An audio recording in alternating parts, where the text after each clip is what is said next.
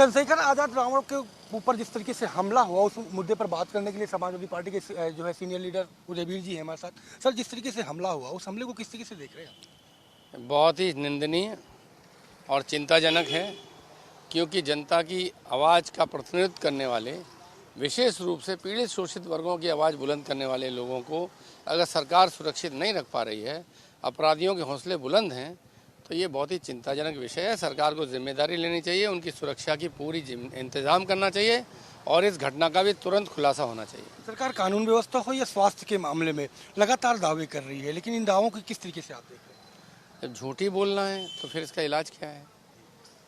अस्पताल में कुत्ता दिखता है, उप मुख्यमंत्री को लगता है कि सब ठीक है। बड़े बड़े पब्लिक लीडर्स पे हमले हो रहे हैं, गरीब जनता को लोग कोई घर जला दे रहा है, कोई मार डाल रहा है, और उसके बाद भी सरकार के नेता और मुखिया अगर ये कहें कि कानून व्यवस्था बहुत अच्छी है, तो ये तो सवाल उनके खुद के ऊपर है। ये आज के समय ये भाजपा नेताओं की खुद की अपनी विश्वसनीयता का प्रश्न बन गया है कि जब कोई मुख्यमंत्री, कोई बड़ा मंत्री मंच से कानून व्यवस्था अच्छी है कह रहा होता है, उसी समय घटना हो रही होती है। जिस तरीके से पीएम का दौरा था, उन्होंने तमाम मुद्दों को लेकर के चोट करी और साथ साथ खास करके जो पटना की बैठक हुई, उस पर कहा कि ये जो है ठग बंधुओं की पूरी माला है।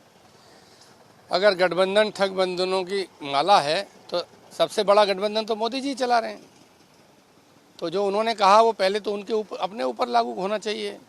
दूसरी बात, इस बार जो प्रधानमंत्री जी ने बयान दिया, जहां दलों के नेताओं के नाम ले लेके उन्होंने बोला, इससे उनकी बौखलाहट, उनकी चिंताएं, परेशानी जाहिर हो रही है। पहली बार प्रधानमंत्री ने इतनी परेशान होके, वरना अब तक पहले तो वो नोटिस ही नहीं लेते थे लोगों का, वो पहली बार परेशान है कि ये सत्ता हाथ से जा रही है, ये लोग एक टेबल पे बैठे कैसे। तो ये जो जनता का रुझान है और जो देश के नेताओं ने एक व्यवहारिक सोच रखी है कि जिसके तहत इस देश से लोकतंत्र और संविधान विरोधी सरकार उखड़नी चाहिए, उसके कारण भारतीय जनता पार्टी परेशान है। एक अंतिम सवाल, आपके नेता अखिलेश यादव का जन्मदिन है और उसको किस तरीके से 1 तारीख को आप लोग मनाएंगे? वो तो आपके सामने घोषणा हो चुकी है।